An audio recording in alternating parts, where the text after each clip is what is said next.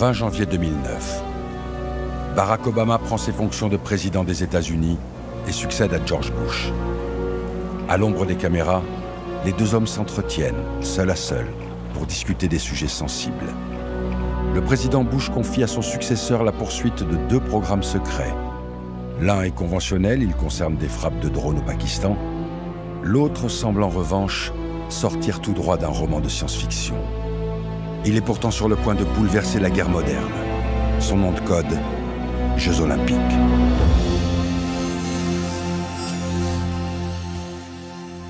Revenons 3 ans en arrière. Le gouvernement américain soupçonne la République islamique d'Iran de développer un programme nucléaire militaire sous couvert de nucléaire civil. Un Iran disposant de la bombe atomique redistribuerait les cartes dans la région et menacerait la position stratégique d'Israël au Moyen-Orient. George Bush est dans une impasse. Il a perdu toute crédibilité pour lancer son pays dans une nouvelle guerre depuis le fiasco irakien, mais il ne veut pas d'un Iran nucléarisé non plus. Il réclame donc une 3e option. L'un de ses généraux la lui propose.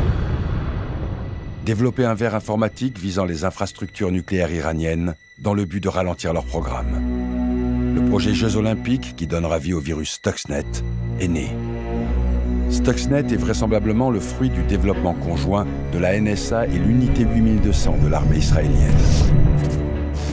L'objectif est de détruire les centrifugeuses de la centrale nucléaire de Natanz. Le site étant entièrement coupé d'Internet, le virus est d'abord introduit chez les fournisseurs et les prestataires de la centrale. Il suffit ensuite d'attendre que l'un d'eux connecte à l'intérieur de l'installation une clé USB contaminée par le virus.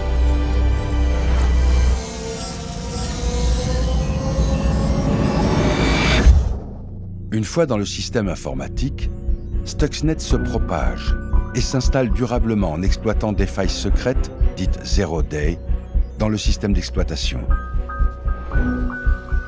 Entièrement autonome, il met discrètement en place son propre serveur afin de se mettre constamment à jour. Menace furtive, il progresse peu à peu à travers toutes les couches du site, forçant les ultimes barrières grâce à des certificats numériques dérobés à des géants de l'informatique.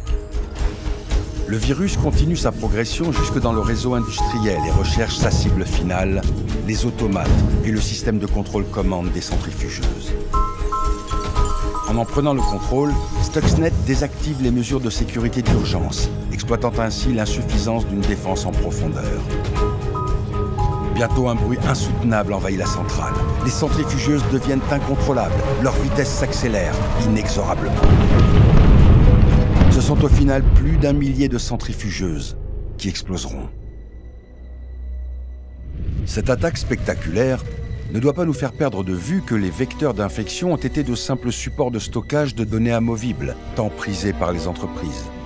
Tant que leur utilisation ne s'inscrira pas dans une approche globale de la cybersécurité, les organisations continueront à déplorer des dégâts considérables dans leur système d'information. Stuxnet a été le premier virus à frapper des infrastructures industrielles. Il a ainsi ouvert la voie à une nouvelle génération de cyberattaques capables d'impacter le monde physique. Il y a 10 ans, Stuxnet ouvrait la boîte de Pandore.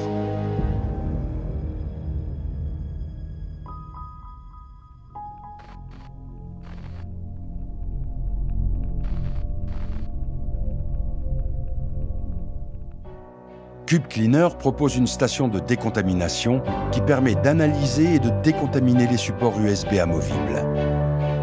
Le cube analyse et informe l'utilisateur de l'état du support. En cas d'oubli ou de malveillance, la clé USB est rejetée si elle n'a pas été préalablement décontaminée. CubeCleaner dispose par ailleurs de fonctionnalités réseau permettant un partage fluide et sécurisé des données au sein d'une organisation.